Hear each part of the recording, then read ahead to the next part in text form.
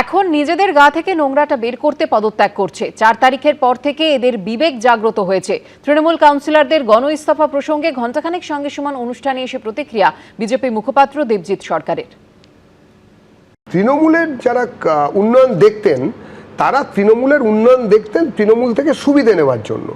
আর আমার যেটা ধারণা, এই যে 113 এবং আরও যেটা বাড়বে বা বাড়ছে, তাদের এই যে ধরো একজন ভদ্রলোককে এইমাত্র দেখা গেল তাকে চটি দিয়ে জুতো দিয়ে পুলিশের গাড়ির মধ্যে সাধারণ মানুষ পেটাচ্ছে, কেউ বিজেপির ঝান্ডা ধরে নেই বা তৃণমূলের কট্টর সমর্থক ওই লোকগুলোকে দেখিয়ে বলতে পারবে না যে ওরা বিজেপির লোক। তো আমরা যদি খুব ভুল না করি, তুমি বলছো এইটা থেকে বাঁচতে তারা পদত্যাগ করছে না করছে, তার কারণ হচ্ছে তারা এখন নিজেদের গা থেকে ওই নোংরাটা, আমি ওইটা ছিলাম না, এই বিবেক জাগ্রত হলো চৌঠামের পর থেকে, চৌঠামের আগে অবধি, যেটা অনির্বাণ বলছে আমি অনির্বাণের সঙ্গে একমত।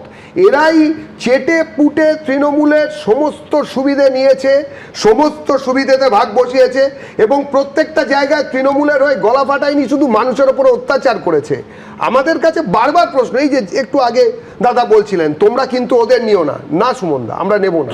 তার কারণ বলো, যে লোকটা সামনে দাঁড়িয়ে আমাদের ওপরে ছেলেদের ওপরে অত্যাচার করেছে, এই দুটো কাঁধ দেখছো না সুমনদা?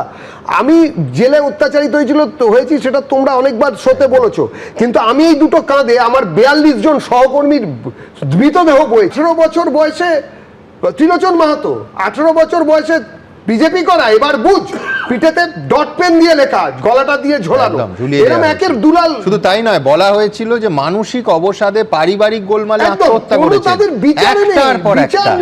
বিচার নেই। এইরকম পরিস্থিতিতে দাঁড়িয়ে আমাদের লোকগুলো, ওই মৃতদেহগুলোকে যখন আমি নিয়ে এসেছি, কারুর উপর করা মুখ ছিল না, সবার মুখ আমার দিকে ছিল। ওই মুখগুলোর থেকে এই বিশ্বাস বেরোতো যে দেবজিৎ দা, যদি কোনোদিন আমরা ক্ষমতায় আসি তাহলে এদের সঙ্গে কিন্তু এক আসনে বসা যাবে না।